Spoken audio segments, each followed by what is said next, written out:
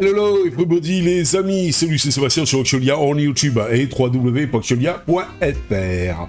Alors aujourd'hui sur la chaîne Info Multimédia, on va parler de logiciels et de l'administration française, de logiciels libres et de l'administration française. En ce début d'année 2023, l'administration française continue de promouvoir l'usage de logiciels libres, comme en témoigne la nouvelle édition du socle interministériel des logiciels libres, la SIL.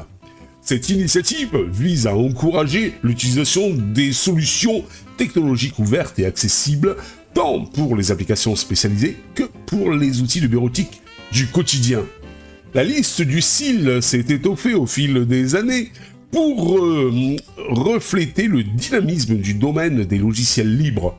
L'édition 2022 répertoriait 287 logiciels libres, tandis que l'édition 2023 en compte désormais 359. Cela témoigne de la volonté affirmée du gouvernement français d'élargir le panel de solutions libres à disposition. La diversité des logiciels répertoriés permet à chacun de trouver l'outil qui répond à ses besoins spécifiques.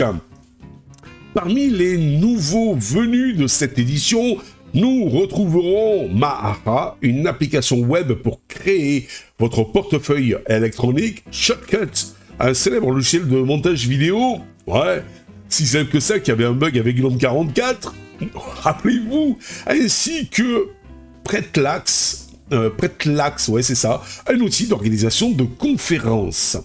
Le site du SIL intègre également des outils destinés à un usage plus généraliste, en plus des solutions techniques pointues. On y retrouve des applications largement reconnues et appréciées telles que Firefox, celui-là on le présente plus, ce célèbre navigateur web, LibreOffice, ça aussi on le présente plus, la célèbre suite bureautique complète sur Linux, ainsi, et pas que, et ainsi que VLC, le lecteur multimédia polyvalent. Celui-ci, non plus, on n'a pas à le présenter, du moins, je suppose. Des logiciels destinés à un grand public plus large démontrent que le logiciel libre n'est pas uniquement réservé aux professionnels de l'informatique. L'objectif de cette liste est d'encourager tous les éditeurs à se tourner vers des solutions libres pour des raisons de transparence, d'indépendance technologique et de respect de la vie privée. Pour faciliter l'accès à ces ressources, le site du SIL a été rénové et propose désormais de nombreux filtres de recherche permettant de retrouver facilement le logiciel correspondant à ses besoins. Les utilisateurs peuvent également parcourir les différentes catégories du site qui regroupent des dizaines de logiciels incontournables. Parmi ces logiciels, on retrouve par exemple SetZip pour la compression et la décompression de fichiers, GIMP pour la retouche photo, vous savez ce logiciel de retouche d'image qui veut concurrencer Photoshop. Vous avez Grammalek, un correcteur grammatical et orthographique, vous avez KeePass, un gestionnaire de mots de passe, ainsi que OBS Studio. Sachez que je l'utilise sur Windows comme sur Linux pour l'enregistrement et la diffusion de vidéos. L'initiative du SIL est une entité dynamique en constante évolution pour rester à la pointe des progrès technologiques. Chaque semaine, de nouveaux logiciels sont intégrés à la liste, offrant aux internautes français un panorama constamment actualisé des solutions libres disponibles.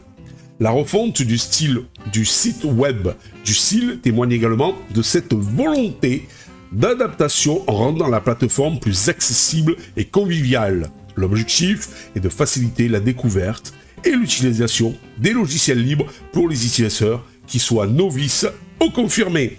Je vous rappelle que vous aurez donc en dessous du lien de cette vidéo, n'est-ce pas? Eh bien, le lien qui vous permettra d'aller tout simplement vers ce fameux site de l'administration française qui vous proposera ces 359 logiciels libres, open source. Voilà.